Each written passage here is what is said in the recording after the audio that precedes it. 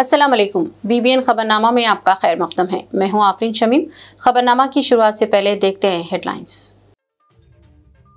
तेलंगाना में शदीद बारिश, उस्मान सागर व हिमायत सागर के खोले गए दरवाजे। मूसी नदी में सैलाब जैसी सूरत हाल। पुराना पुल, कारवान रोड, चादर घाट और मूसी रामबाग ब्रिज कर दिया गया बंद।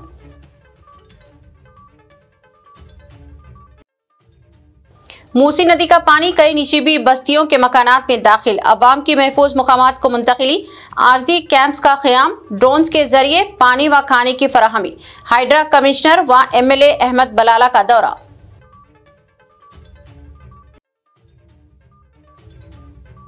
मूसी नदी का पानी महात्मा गांधी बस स्टेशन में दाखिल हो गया। बस खिदमात मुअत्तल। KTR की रेवंत रेड्डी हुकूमत पर तनकीद। सैलाबी सूरत हाल को बताया हुकूमत की नाकामी।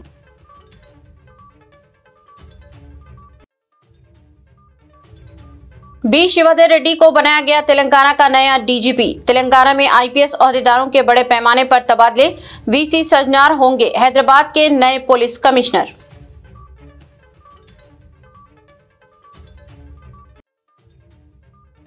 जुबली हिल्स में KTR की सरगर्म मुहिम। रहमतनगर डिवीजन में मौलाना अहमद नक्शबंदी के क़यामगाह पहुंचे। अवाम से की मुलाकात। BRS की कामयाबी का किया दावा।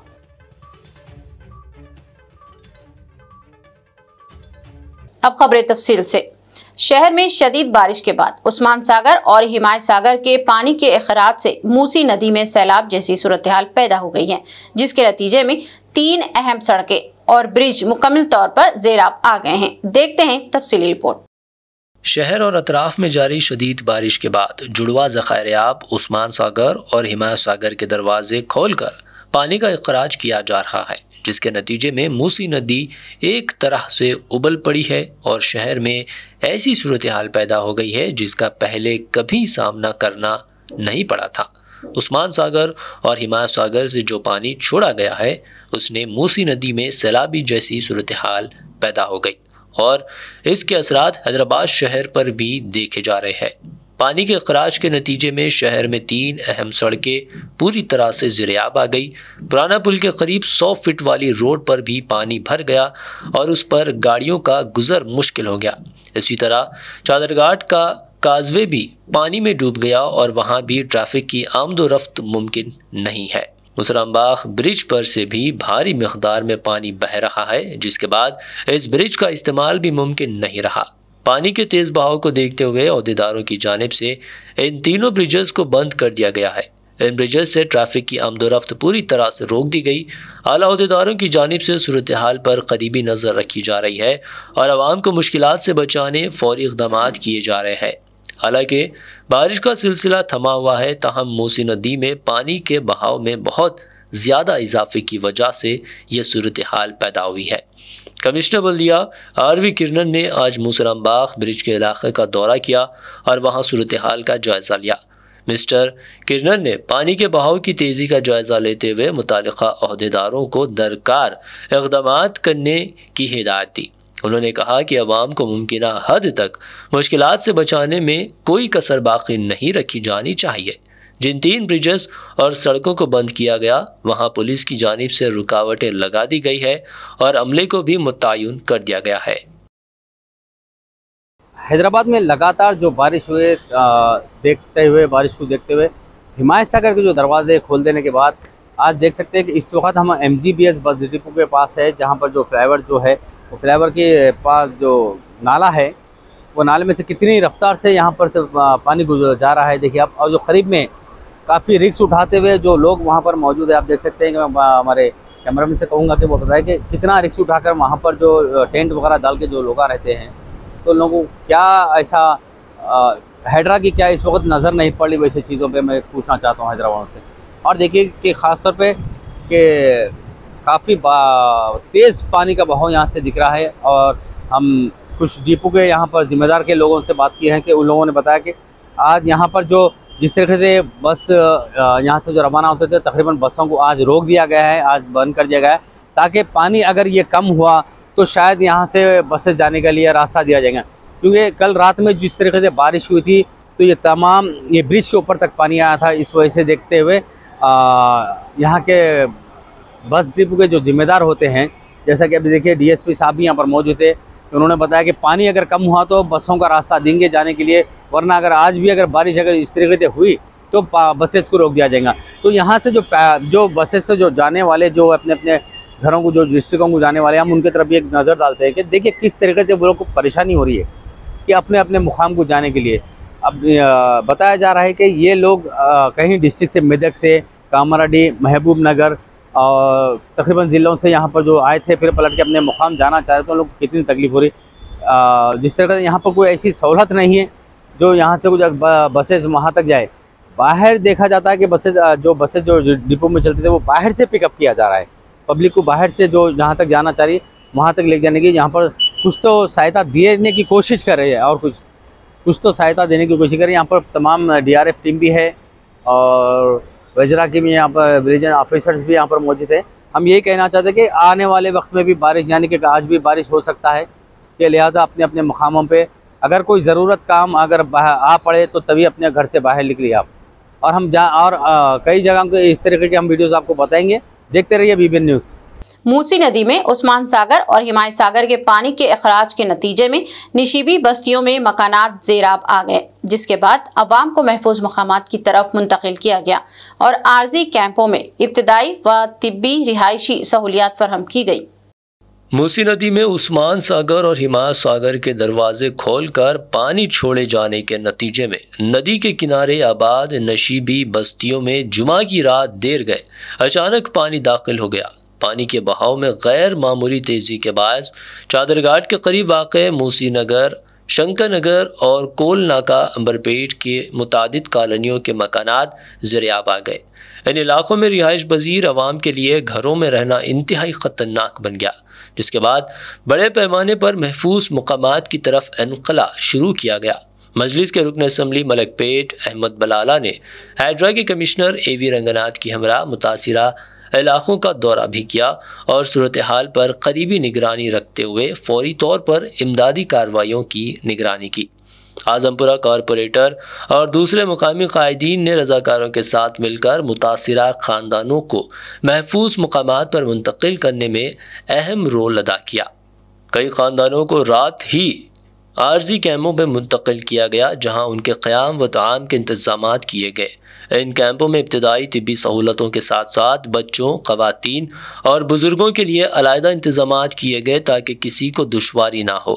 इधर नशीबी बस्तियों में पानी जमा होने की वजह से आज दिन भर नकल व हरकत मुकम्मल तौर पर मुतासिर रही। मकानात में पानी भर जाने से घरेलू सामान को शदीद नुकसान पहुँचने का अंदेशा जाहिर किया जा रहा है, जबकि कुछ मकानात में बिजली की सप्लाई भी एहतियाती तौर पर मुनक़ता कर दी गई ताकि हादसात से बचा जा सके। ज़िले और GHMC के अहदेदार मुसलसल सूरत हाल पर नज़र रखे हुए हैं। रेस्क्यू टीमें और म्युनिसिपल अमला मुतासिर मकामात पर मौजूद रहते हुए न सिर्फ आवाम के इनक़ले में मदद कर रहे बल्कि पानी की सतह और बहाव की रफ्तार पर भी नज़र रखे हुए हैं। आर्जी कैंपों में रहने वाले अफराद को पीने के पानी, खाने पीने की अशिया और दीगर ज़रूरी सामान की फराहमी के लिए मौसर इक़दामात किए गए। ड्रोन्स के ज़रिए खाना व पानी फराहम किया जा रहा है। मुख्तलिफ फलाही तंजीमों ने भी ताउन का हाथ बढ़ाया है और मुतासिरा ख़ानदानों को बुनियादी सहूलतों की फराहमी में हिस्सा लिया है। मकामी अवाम में खौफ व हरास की कैफियत पाई जाती है।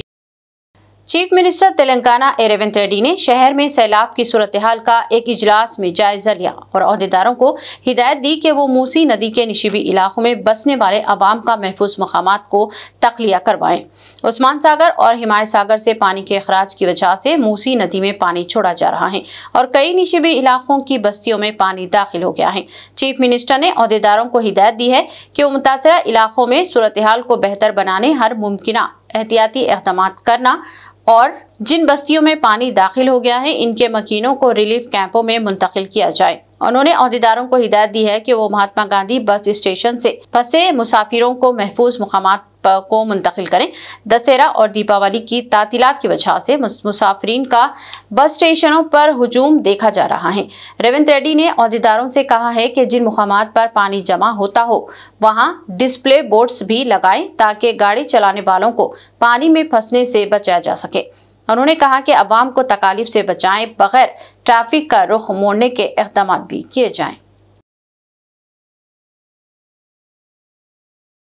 मूसी नदी का पानी शहर में जहां कहीं भी निशिबी बस्तियों में दाखिल हो गया है, तो वहीं महात्मा गांधी बस स्टेशन में भी पानी दाखिल हो गया है और यहां से भी बस खिदमात को जारी रखना मुमकिन नहीं रह गया है। सूरत हाल को पेश नजर रखते हुए MGBS से बस खिदमात को मुअत्तल कर दिया गया है। बस खिदमात को जारी रखने के मुतबादिल इंतजाम किए गए हैं।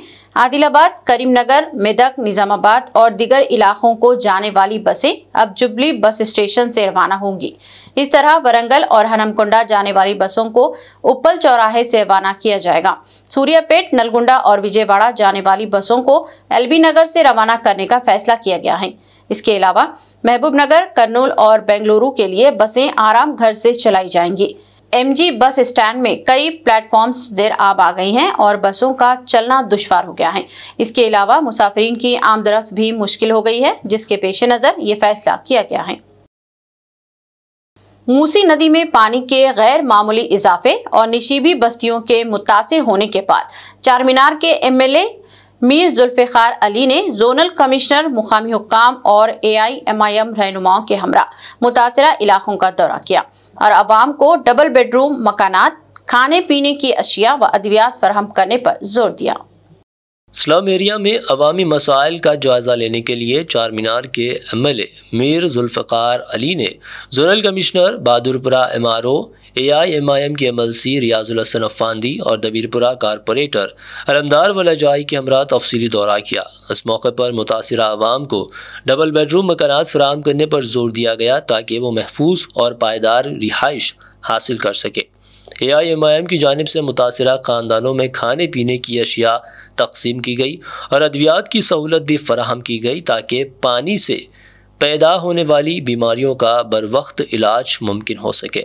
दौरे के दौरान मुकामी अवाम से बराह रास्त मुलाकात की गई, उनके मसाइल सुने गए और यकीन दिलाया गया कि मुश्किल की इस घड़ी में हर मुमकिन ताउन फराहम किया जाएगा।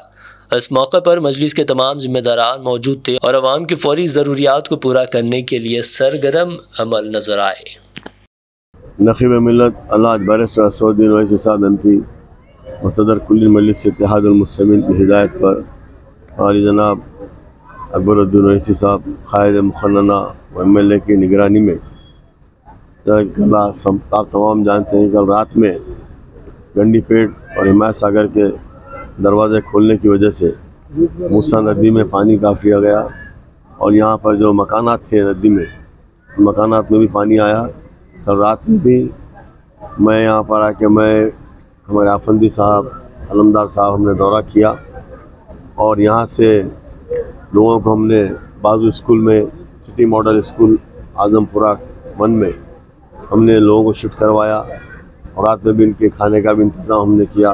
फिर अब सुबह हम यहाँ पर आके हमारे डिप्टी कमिश्नर साहब, एडिशनल डिप्टी कमिश्नर पुलिस और जोनल कमिश्नर साहब चारमीनार जोन और MRO बहादुरपुरा और MRO चारमीनार के साथ मैं रियाजुल हसन अफंदी साहब और अलमदार साहब कॉरपोरेटर हमने इस एरिया का दौरा किया और यहाँ पर आने के बाद हमने इनको हिदायत दी कि इससे पहले भी यहाँ पर लोगों को कुछ 2 बेडरूम के मकानात अलॉट हुए थे, उनको चाबी नहीं मिली थी। हमने जोनल कमिश्नर से कहा कि फ़ौरन उनको चाबी दिया जाए और जिन लोगों का अलॉटमेंट नहीं हुआ उसकी हमने MRO साहब से हमने कहा कि उनकी लिस्ट बनाइए और उसको हमने कलेक्टर से बात कर उनके मकान अलॉट कर इमीडिएट हम यहाँ पर शिफ्ट करेंगे। और उनको हमने ये भी हिदायत दी कि यहाँ पर जितने लोगों का जो सामान बहा गया उसका इंतज़ाम करें और खाने का, उनके रहने का जो स्कूल में इंतज़ाम हमने किया है उस इंतज़ाम को जारी रखें जब तक कि नदी का पानी पूरी तरीके से ख़त्म नहीं हो सकता। और दवाओं का भी हमने मेडिकल कैंप भी यहाँ पर लगाया ताकि यहाँ पे जितने लोग हैं उनको यहाँ पे चेक करके दवा दी जा रही है। सुबह से दवा दे रहे हैं हम, डॉक्टर्स को भी हमने मुतयन किया है। यहाँ पर क्या इंतजाम किया गया, क्या अब लिस्ट बना के उनको 2 बेडरूम हाउस देंगे उनको। कितने घर मुतासिर हुए? हम यहाँ पर जुमला जो है सो 13 घर यहाँ पर थे और एक 5 घर कुछ है, जुमला 18 घर के शक्ल में। हाँ। जो है 13 है, झोपड़ियाँ जो है 12-15 हुआ है अभी तक या नहीं? इसमें अलॉट हुआ है, ऑलरेडी पहले अलॉट हुआ है लेकिन चाबी नहीं दी गई, जिसकी वजह से फिर से दोबारा लोग यहाँ पर आए हैं। उनको इमीडिएट हम शिफ्ट करवा के चाबी दिला के उनको वहाँ पर ले जाएंगे। मूसी नदी की सैलाबी सूरत हाल को लेकर बीआरएस के वर्किंग सदर केटी रामाराव सीएम रेवंत रेड्डी को बराह रास्त जिम्मेदार करार देते हुए कहा कि बारिश और क्लाउड बर्स्ट की वार्निंग के बावजूद तालाबों को बर वक्त खाली नहीं किया गया। अचानक एक साथ मूसी नदी के तमाम 15 गेट खोलने से शहर की निचली बस्तियों में पानी दाखिल हो गया। केटीआर ने मजीद कहा कि हजारों खानदान मुतासिर हुए और कई मकानात नाकाबिले रिहाइश बन गए। पहली मरतबा तारीखी इमलीबन बस स्टैंड भी मुकम्मल तौर पर ज़ेराब आ गया, जिसे शहर हैदराबाद का दिल कहते हैं। केटीआर ने मजीद कहा कि ये कोई कुदरती आफत नहीं बल्कि हुकूमत की गफलत का नतीजा है। रेवंत रेड्डी ने तालाबों को खाली ना करके अवाम को खतरे में डाला और फिर अचानक गेट खोलकर इन्हें डुबोने का फैसला किया। असल मकसद अरबों रुपयों के फंड्स हड़पना था। ఇంత కిరాతకుడు అంటే ఇవాళ ఏం చేసిండు ఎరికేనా? ఎప్పుడన్నా వాన పడితే ఇట్లనే 1908లో ఈ రోజు కాదు 1908 అంటే 117 ఏళ్ల కిందట హైదరాబాద్కు వరదలు వచ్చినాయి మూసీలో. అప్పుడు నిజాం ఉండే. నిజాం ఏం చేసిండు? మళ్ళీ ఎప్పుడు ఇట్లా రావద్దు హైదరాబాద్కు వరదలు అని చెప్పి ఆ మూసీ మీద 2 చెరువులు కట్టిండు పెద్దయి. గండిపేట అంటాం చూడు మనం, ఉస్మాన్ సాగర్, హిమాయత్ సాగర్, ఆ 2 చెరువులు కట్టిండు. కట్టి ఎందుకు కట్టిండు? అవి బ్యాలెన్సింగ్ రిజర్వాయర్లు అంటారు వాటిని. పైకి వెళ్ళి వరద వచ్చినా అందులో ఆపుకొని నీళ్ళు ఆపుకొని కిందికి మెల్లమెల్లగా ఇడ్చుకుంటూ పోతే కిందికి సిటీ మునగది. అంటే ఏం చేయాలి? వాతావరణ శాఖ కూడా చెప్తాడు వచ్చే వారం పెద్ద వర్షం, రేపు ఎల్లుండి పెద్ద వర్షం పడేటట్టు ఉంది అని చెప్తారు. చెప్తే ఏం చేయాలి గవర్నమెంట్? ముందు ఆ చెరువు మొత్తం ఖాళీ చేయాలి, సగమన్నా ఖాళీ చేయాలి. దబ్బన వర్షం పడితే కూడా పైకి వెళ్ళి నీళ్ళు వస్తే కూడా సిటీ మునిగిపోకుండా కింద పేదోళ్ళకి ఇబ్బంది కాకుండా ఆ చెరువుల నీళ్ళు ఆపుకుంటాం. ఒక్కొక్క గేట్ ఎత్తి కిందికి మెల్లమెల్లగా ఎత్తిమినాన్గా కిందికి నీళ్ళు ఇడిచిపెడతాం. ఎవడైనా చేసేది కదే. అది అయినా ప్రభుత్వాలు కూడా అధికారులు చేయాలి. కానీ రేవంత్ రెడ్డి ఎంత కిరాతకుడు అంటే నిన్న కావాలని తెలుసు ఆయనకు, నిన్న క్లౌడ్ బర్స్ట్ ఉంది వర్షం పడుతుందని వాతావరణ శాఖ చెప్తే కూడా కావాలని మూసీ ప్రాజెక్టు చేయాలంటే ఆడ ఇండ్లు మునగాలి. నేను అనుకున్నట్టు మూసీలో 1,50,000 కోట్లు కొల్లగొట్టాలంటే వీళ్ళని ముంచాలని చెప్పి చెరువు ఖాళీ చేయకుండా కావాలని అట్లనే నింపిపెట్టి ఇవాళ ఎగ్దం ఒకటేసారి 15 గేట్లు ఎత్తిండ్రు. ఎత్తవరకు ఏమైంది? ఇలా ఇమ్లీబన్ బస్ స్టాండ్ మొత్తం మునిగిపోయింది. మొట్టమొదటిసారి చరిత్రలో ఇమ్లీబన్ బస్ స్టాండ్కి ఎప్పుడన్నా నీళ్ళు వచ్చినాయి? ఇదివరకు మనం పోలేదా? ఇమ్లీబన్ బస్ స్టాండ్ చూడలేదు ఇదివరకు. ఇవాళ అది కూడా మునిగింది. ఎందుకు? ఒక్కటే కారణం. ఏం చెప్పదలుచుకున్నాడు రేవంత్ రెడ్డి? మీరు మూసి అద్దంటున్నారు కదా, నేను చేయాలనుకుంటే ఇక చూసినావా పేదోళ్ళను ముంచి ఇడికి ఎలగొట్టి అట్లనన్నా చేస్తా అనేందుకు ఇలా అంతా కిరాతకంగా ప్రవర్తన చేస్తూ ఉన్నాడు. నేను మిమ్మల్ని కోరే शहर में अहदेदारों की जानिब से पानी के बहाव को देखते हुए ट्रैफिक का रुख मोड़ने के इक़दाम भी किए गए हैं। कुछ ब्रिजेस को अवाम और गाड़ियों के लिए बंद कर दिए गए हैं और इन्हें मुतबादिल रास्ता तलाश करने की हिदायत दी गई है। शदीद बारिश की वजह से सड़कों पर पानी जमा होने की शिकायत से भी मुश्किलात पेश आ रही हैं।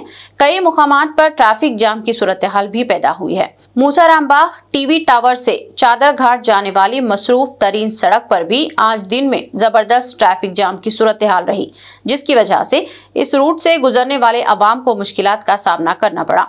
काफी देर तक ट्रैफिक जाम की सूरत हाल रही और अवाम को अपने अपने मुकामात को पहुंचने में ताखिर का सामना करना पड़ा।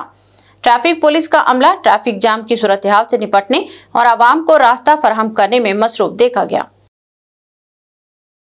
Mister B Shivdhar Reddy IPS Telangana रियासत के नए डायरेक्टर जनरल पुलिस होंगे। Chief secretary Telangana mister K Ramakrishna ने इस सिलसिले में बाज़ाब्ता अहकाम जारी कर दिए। तेलंगाना के मौजूदा director general police doctor Jitendra 30 सितंबर को सुबुकदोश हो जाएंगे और 1 अक्टूबर को मिस्टर बी शिवधर रेड्डी तेलंगाना के डायरेक्टर जनरल पुलिस हैसियत से जिम्मेदारी संभालेंगे। बी शिवधर रेड्डी का ताल्लुक जिले रंगारेड्डी इब्राहिमपट्टनम से है और उन्होंने उस्मानिया यूनिवर्सिटी से तालीम हासिल की थी। वो साउथ जोन डीसीपी की हैसियत से भी काम कर चुके हैं। इसके अलावा महकमा पुलिस में मुख्तलिफ ओहदों पर उन्होंने नुमाया खिदमात अंजाम दी हैं। वो फिलहाल तेलंगाना इंटेलिजेंस ब्यूरो के सरबराह हैं। डीजीपी की हैसियत से तकर्रुर के अहकाम की इजराई के बाद बी शिवधर रेड्डी ने chief minister mister A Revanth Reddy से मुलाकात की और इनसे इजहार तशक्कुर किया। शिवधर रेड्डी 1994 बैच के आईपीएस ओहदेदार हैं। हुकूमत ने नए डीजीपी की तकर्रुर के बाद आईपीएस ओहदेदारों के बड़े पैमाने पर तबादले किए हैं, जिनमें वीसी सजनार हैदराबाद के नए पुलिस कमिश्नर मुकर्रर किए गए। आइए देखते हैं तफसीलात। हुकूमत तेलंगाना ने रियासत के नए डायरेक्टर जनरल पुलिस का तकर्रुर करने के बाद IPS ओहदेदारों के भी बड़े पैमाने पर तबादले अमल में लाए हैं। RTC के मैनेजिंग डायरेक्टर VC सज्जनार को हैदराबाद का नया पुलिस कमिश्नर मुकर्रर किया गया है।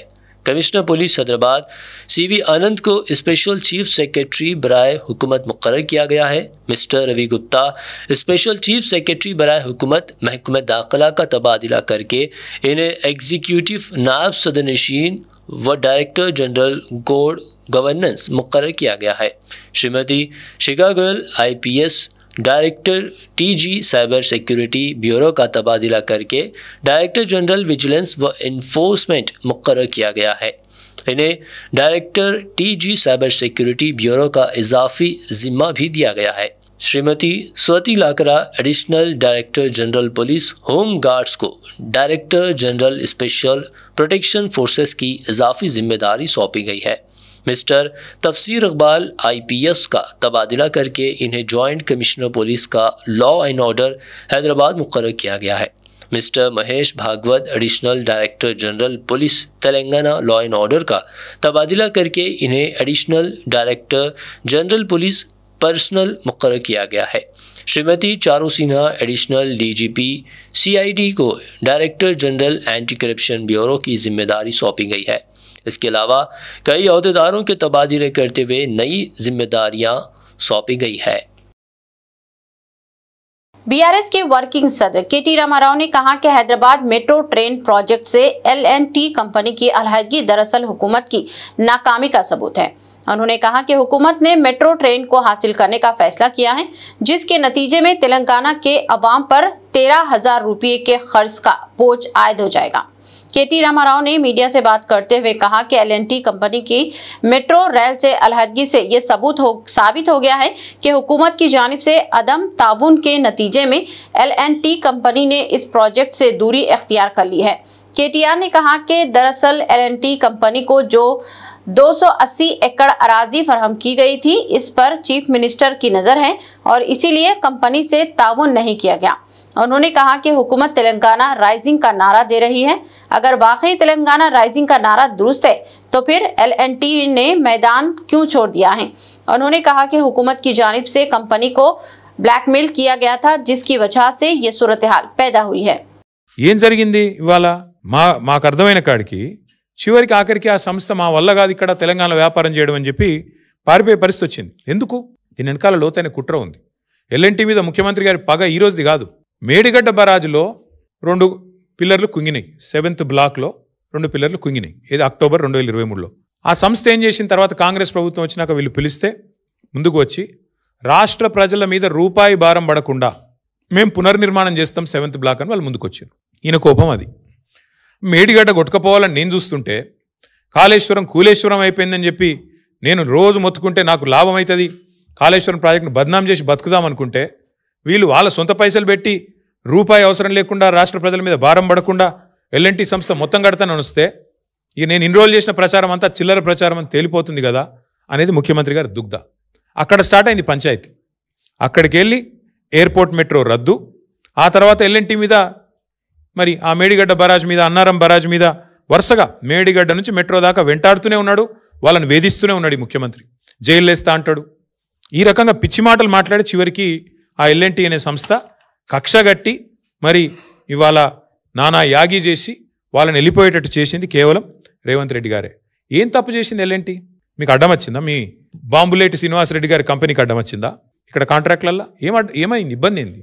ఇచ్చుకున్నావు కదా నువ్వే. నారాయణపేట కొడంగల్ లిఫ్ట్ ఇరిగేషన్ ప్రాజెక్టులో ఇదే L&T సంస్థ ఒక అంతర్జాతీయ సంస్థ. ఇది వాళ్ళకట క్వాలిఫికేషన్ లేదంట, బాంబులేటి కంపెనీకి మాత్రం క్వాలిఫికేషన్ ఉందంట.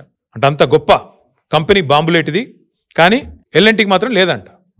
అట్లా ముఖ్యమంత్రి గారు కక్షగట్టి ఆయన సొంత నియోజకవర్గంలో ఉండే నారాయణపేట కొడంగల్ వరకు కూడా L&Tని కావాలని టెక్నికల్గా డిస్క్వాలిఫై చేయించి ఇన్సల్ట్ చేసి మీరు మా రాష్ట్రంలో నేనున్నంత కాలం పనిచేయడానికి వీల్లేదు అని చెప్పి కక్షగడితే చివరికి వాళ్ళు ఈయనకు వంత పాడకపోతే, మేడిగడ్డ కొట్టుకపోతుంది అని నువ్వు చేసే చిల్లర ప్రచారానికి వంత పాడకపోతే అది రిపేర్ చేయొచ్చు, ఆ రిపేర్ కూడా మేమే చేస్తాం 250 కోట్లు పెట్టి అని చెబితే నీకు నచ్చక వాళ్ళకు కాంట్రాక్టులు దక్కకుండా చేసి, వాళ్ళను బతకనీయకుండా చేసి, సంస్థ లాభాలకు వెళ్ళి నష్టాలకు పోయేటట్టు చేసి, చివరికి ఈ రకంగా ఎలగొట్టిండి వాళ్ళ మెడల్ పెట్టి నూకేసినట్టు ఒక రకంగా చెప్పాలంటే शहर के हल्के असम्बली जुबली हिल्स के जिमनी इंतखाब की तैयारियों के जिमन में बीआरएस वर्किंग सदर केटी रामाराव मुख्तलिफ डिवीजनों में दौरा कर रहे हैं। आज इस सिलसिले में उन्होंने रहमतनगर डिवीजन में शहर की मारूफ मजहबी शख्सियत व मुकर्रर मौलाना अहमद नक्शबंदी की क़ियामगाह पहुंचकर मुलाकात की। इस मौके पर साबिक़ वज़ीर दाखिला मोहम्मद महमूद अली भी मौजूद थे।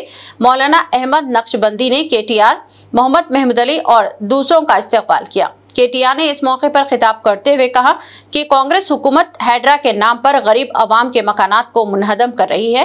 अगर जुबली हिल्स में भी कांग्रेस को वोट दिया गया तो हुकूमत के लिए गरीब आवाम के मकानात मुनहदम करने का लाइसेंस बन जाएगा। उन्होंने कहा कि कांग्रेस ने 6 जमानतों पर कोई अमलआवरी नहीं की है। जब कांग्रेस कायदीन अवाम से वोट मांगने आए तो इनसे 6 जमानतों के ताल्लुक से सवाल किया जाए। आप सबका इस्तेमाल करता हूँ, हमारे उलमाए कराम का, हमारे लीडरों का, हमारे तमाम तरह भाइयों का, सबका मैं इस्तेमाल करता हूँ और आपका शुक्र। अल्हम्दुलिल्लाह मैं एक बात ज़रूर कहना चाहूँगा कि देखिए आप और हम लोग जो है अल्हम्दुलिल्लाह खुशगवार माहौल में ज़िंदगी गुजार। KTR साहब की तारीफ करता है, KTR साहब की तारीफ करता है तो आप बोलेंगे भाई पार्टी का आदमी है, पार्टी का आदमी पार्टी के आदमी की तारीफ करता है, मजबूर होकर करता वो एक अलग बात है। लेकिन पार्टी का तो मैं समझता हूँ वो जितनी वैल्यूबल है उससे ज़्यादा करोड़ मेरे घर में एक बेचारे खादिमा है काम कर रहे हैं तो उनको 1.5 साल हमारी TRS गवर्नमेंट जाने के बाद वो गरीब बच्ची की शादी हुई, मेरे घर में काम करती है। तो अब यकीन मेरे का बच्चे थे, मेरे 2 बच्चियों की शादी हुई, मेरे को 2 बच्चियों की शादी में फंड मिला। ये बच्ची की शादी हो गई 1.5 साल होगा अब तक फंड नहीं मिला। एक हकीकत है, ये एक रियलिटी है, ये एक फैक्ट है और इस फैक्ट को जो है हम दिल से कबूल कर। मोदी के स्कूल में पढ़ाई की उसने, कॉलेज वो गया चंद्रबाबू के ने और आज नौकरी कर रहा राहुल गांधी का।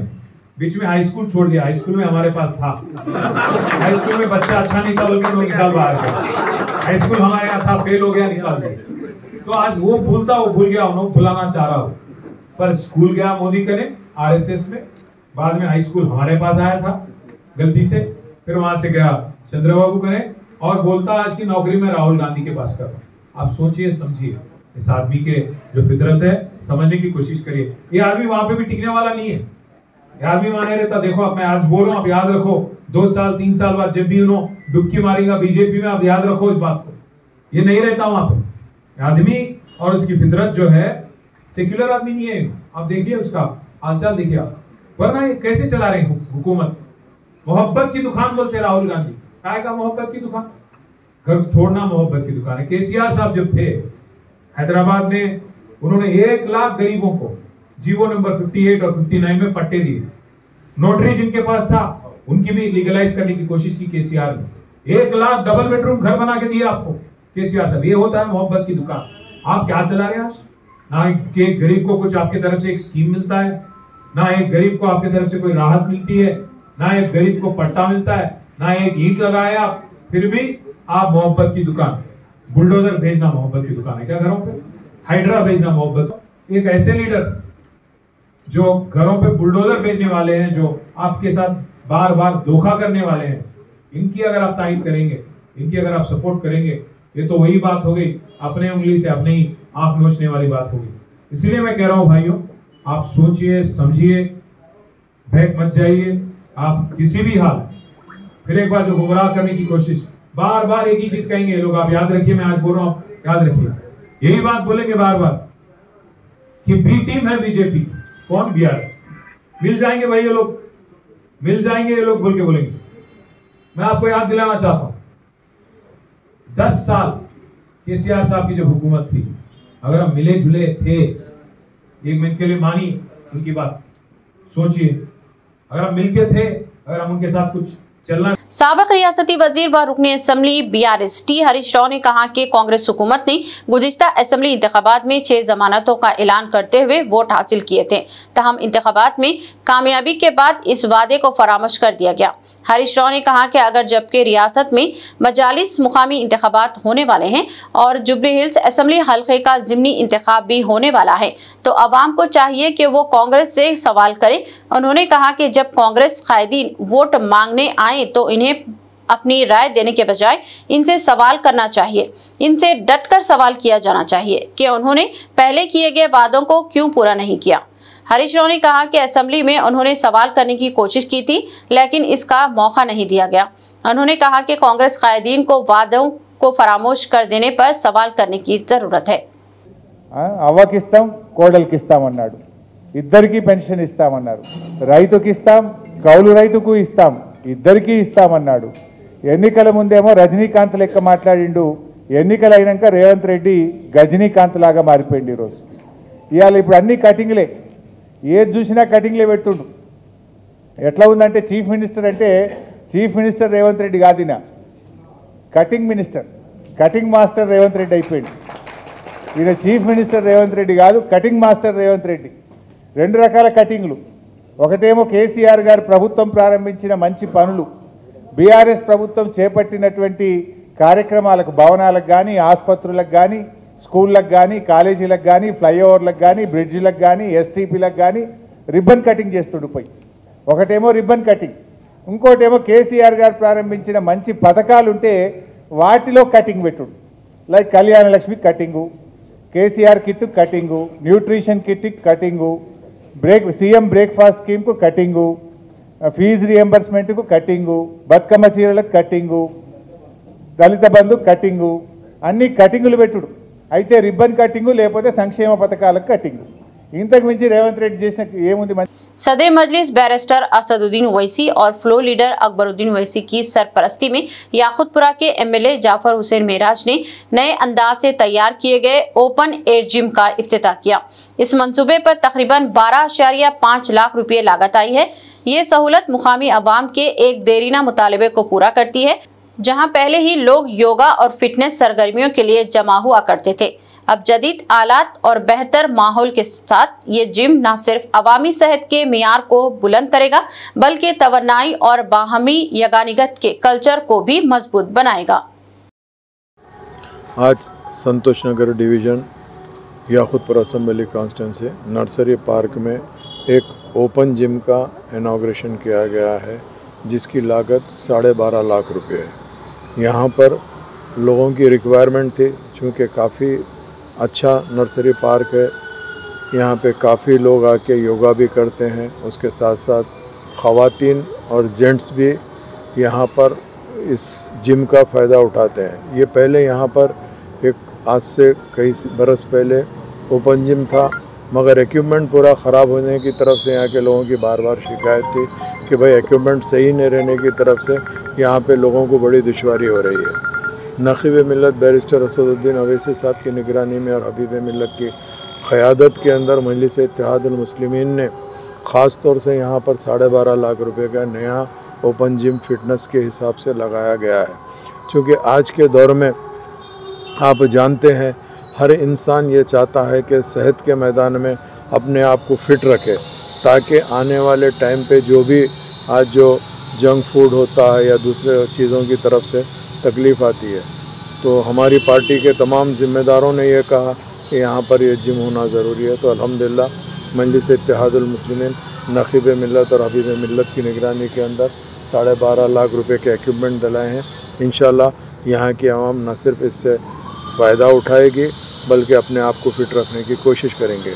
मेरे साथ में यहाँ के मजलिस इत्तेहादुल मुस्लिमीन के तमाम ज़िम्मेदार मौजूद हैं। मैं इन सब का तहे दिल से शुक्रिया अदा करते हैं। Print media, electronic media, social media का भी शुक्रिया अदा करना चाहता हूँ। बहुत बहुत शुक्रिया। जिले निजामाबाद के कोटगीर मंडल के मोजे सुलेमान फार्म में हाउसिंग लोन स्कैम सामने आया है, जहां मुकामी अवाम ने बताया कि 2022 में खस्ता हाल मकानात पर लोन की दरख्वास्तें दी गई थी, लेकिन नताइज से लाइल्म रहे। बादजा इंकशाफ हुआ है कि इन्हें दरख्वास्त पर लोन हासिल कर लिया गया और ये अमल एक नामालूम कॉन्ट्रैक्टर के जरिए किया गया, जबकि इस वक्त के एई हाउसिंग ने तमाम दरख्वास्तें मंजूर की और किस्तें अदा की और असल मकानात के मालिकान इससे बेखबर रहे थे।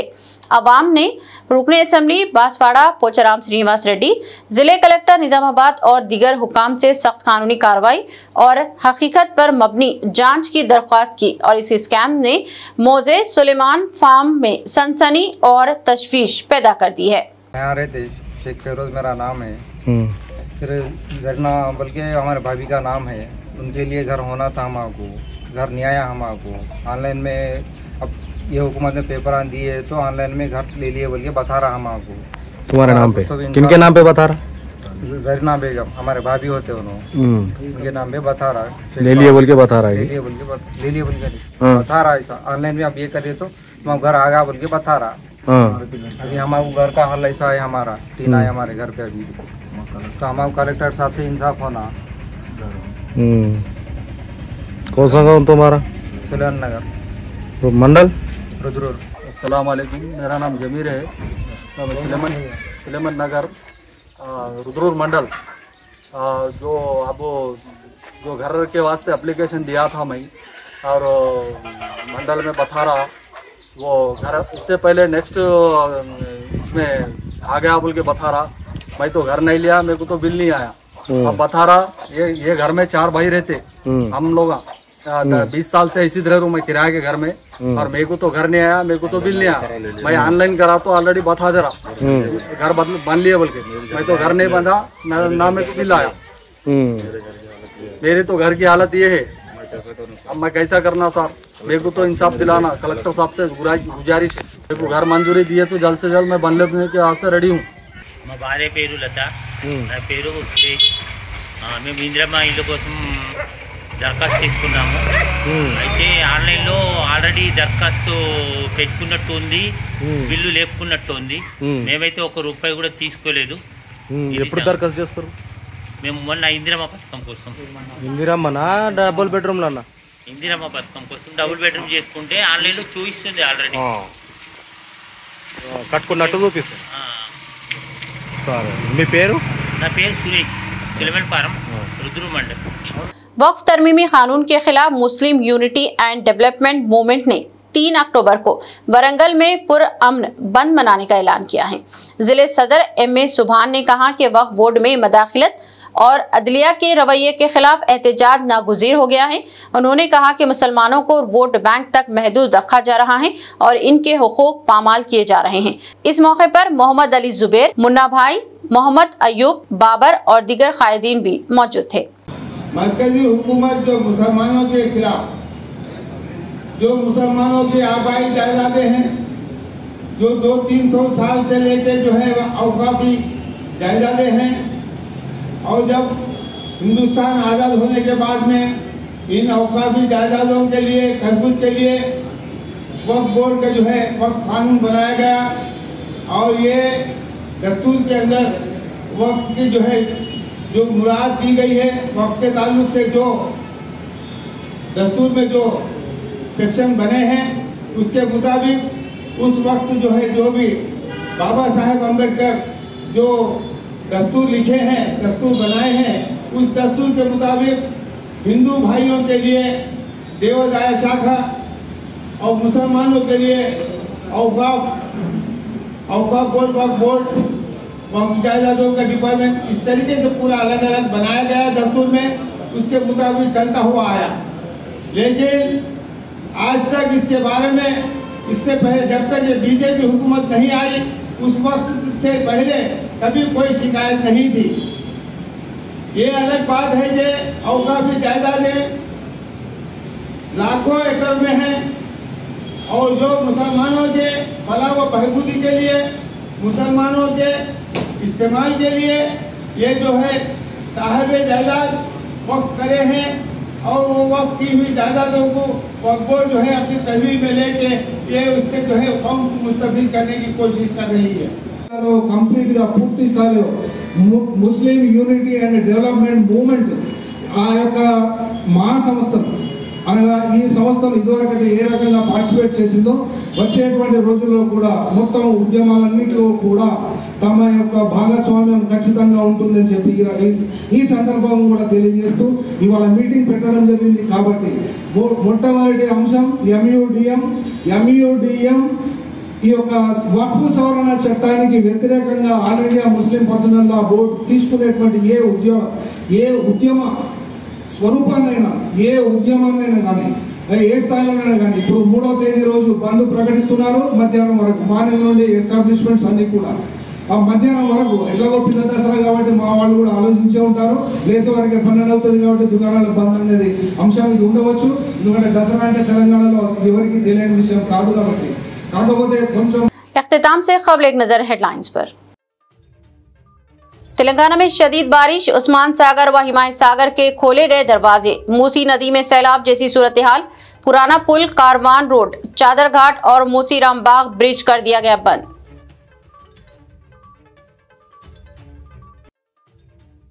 मूसी नदी का पानी कई निशिबी बस्तियों के मकानात में दाखिल, अवाम की महफूज मकामात को मुंतकिली, आरजी कैंप्स का क़याम, ड्रोन्स के जरिए पानी व खाने की फराहमी, हाइड्रा कमिश्नर व एमएलए अहमद बलाला का दौरा।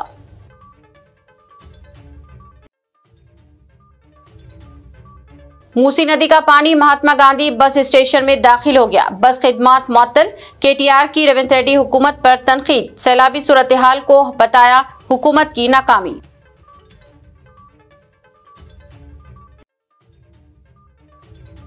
बी शिवाधर रेड्डी को बनाया गया तेलंगाना का नया डीजीपी, तेलंगाना में आईपीएस ओहदेदारों के बड़े पैमाने पर तबादले, वीसी सजनार होंगे हैदराबाद के नए पुलिस कमिश्नर।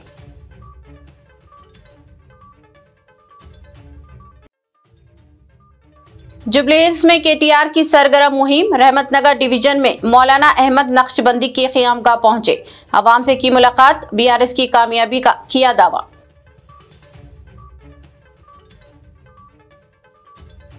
खबरनामा में फिलहाल अभी इतना ही। मजीद ताज़ा तरीन न्यूज़ अपडेट्स और दिलचस्प प्रोग्राम के लिए देखते रहिए BBN चैनल। हमारे सोशल मीडिया चैनल्स को सब्सक्राइब व फॉलो और हमारे वीडियोस को लाइक और शेयर ज़रूर करें। अब मुझे दीजिए इजाज़त। अल्लाह हाफिज़।